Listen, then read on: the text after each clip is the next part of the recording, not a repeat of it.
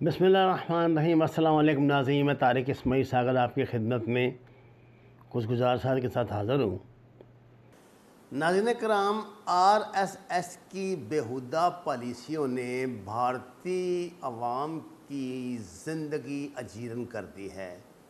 हर रोज़ नए नए तजुर्बात और एक मखसूस किस्म की जहालत मुसल्लत करने के असरात अब भारतीय सोसाइटी पे ज़ाहिर होने लगे हैं।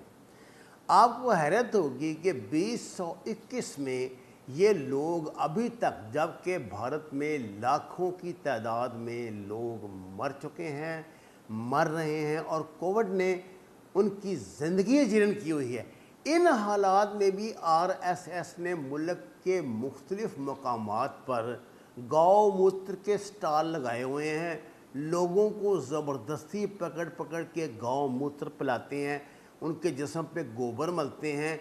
इस तरह के शफाखाने कायम किए गए हैं जहाँ पे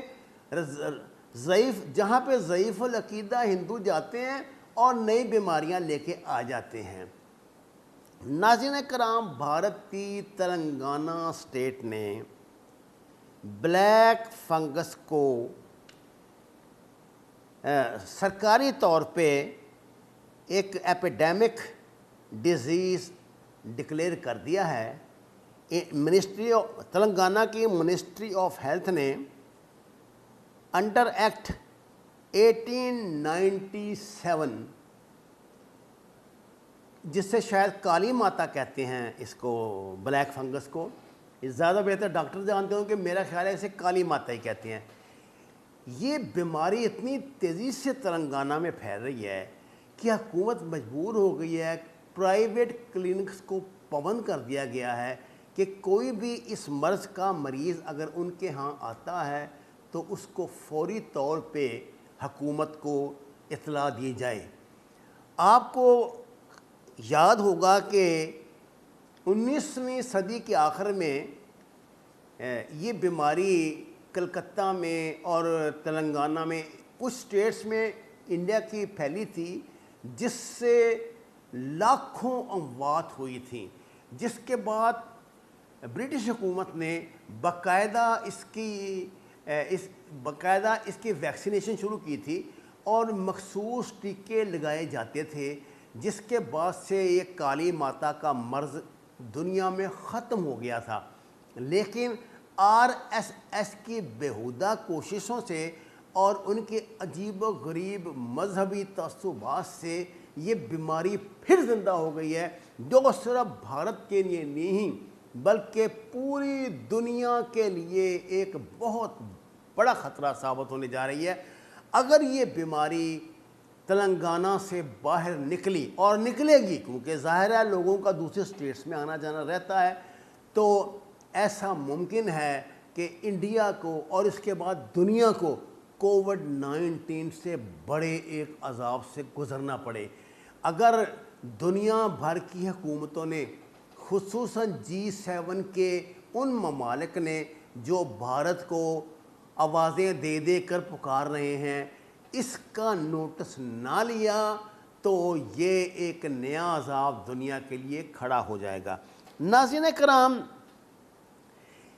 अगर भारत में इंसानी सेहत का मेयार देखा जाए तो पूरी दुनिया पर इसकी पाबंदियाँ आद कर देनी चाहिए।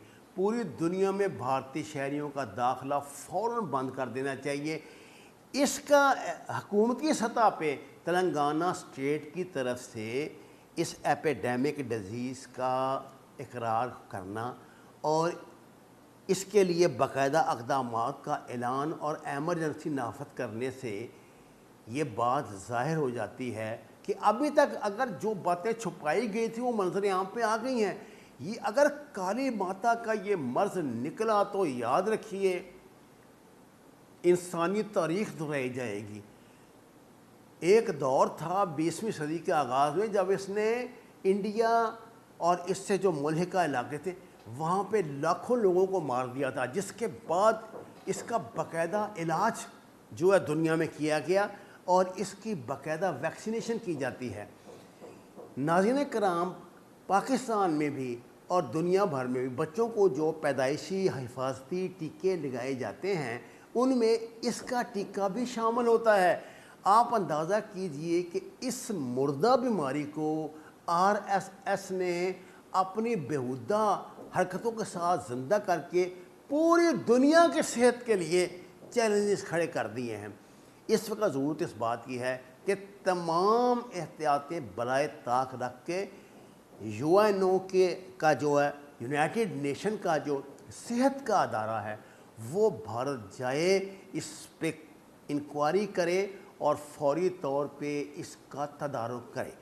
ناظرین کرام، ایک طرف تو عوامی صحت کی یہ حالت ہے، دوسری طرف ہریانہ میں ایک مرتبہ پھر وہی مسلم دشمنی اور دہشت گردی شروع ہو گئی ہے۔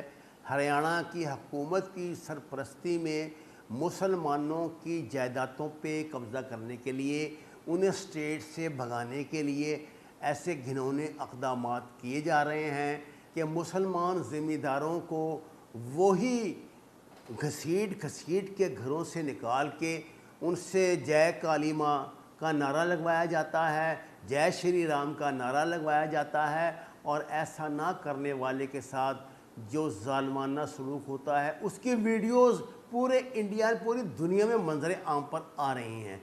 آپ اندازہ کریں، ایک حکومت جس کے لوگ بیماریوں سے مر رہے ہیں لیکن وہ مذہبی تعصب چھوڑنے کے لیے تیار نہیں ہے۔ وما علینا الا البلاغ المبین۔ ناظرین کرام، درخواست ہے قرآن و نماز کو ترجمے کے ساتھ جانیے، ہمارے چینل کو سبسکرائب کریں، لائک دیں اور سچ کے سفر میں ہمارا ساتھ دیں۔ آپ کا شکریہ۔